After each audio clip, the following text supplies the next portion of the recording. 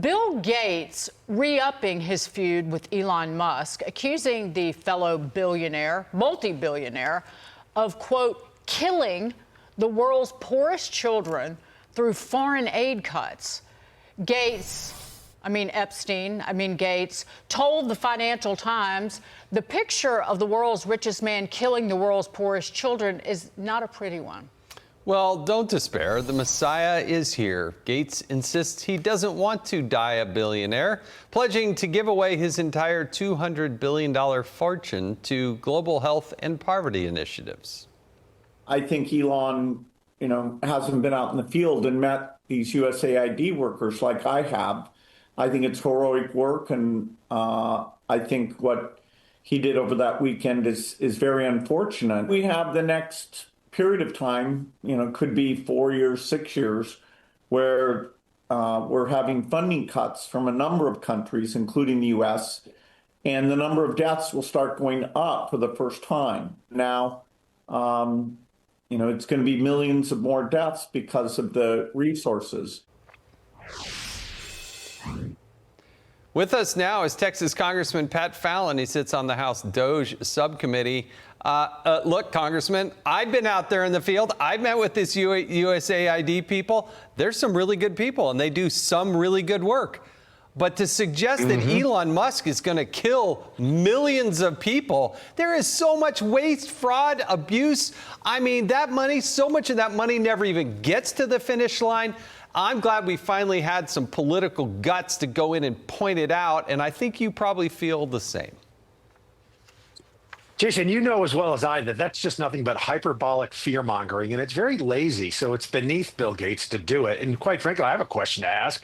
Bill Gates is worth, what, $150, $200 billion? What if he gave that money away sooner? Wouldn't that have saved children? Wouldn't that have saved lives? And him holding on to his wealth, didn't that cost lives? I mean, come on now.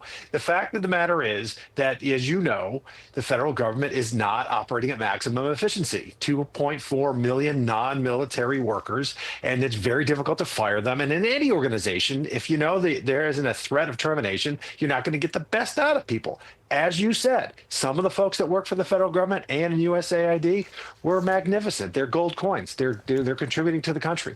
But unfortunately, not everyone. And there is massive fraud, waste, and abuse. And President Trump and Elon Musk and the DOGE team have got the scalpel out to find, and we have the will to cut where the cuts need to happen.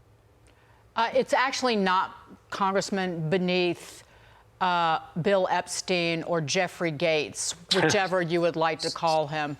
I say that because Jeffrey Epstein was his buddy. It's not beneath him for him to say that, because he would rather Jackie Jaw and take aim at Elon Musk than actually go out and spend the dollars that he is sitting on and help the kids he claims aren't getting the help that they need.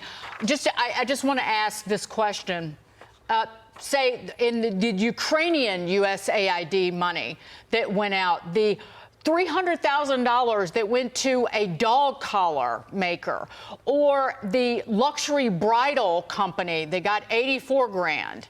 I could go on, hundreds and hundreds of thousands of dollars handed out, say, a fashion photographer.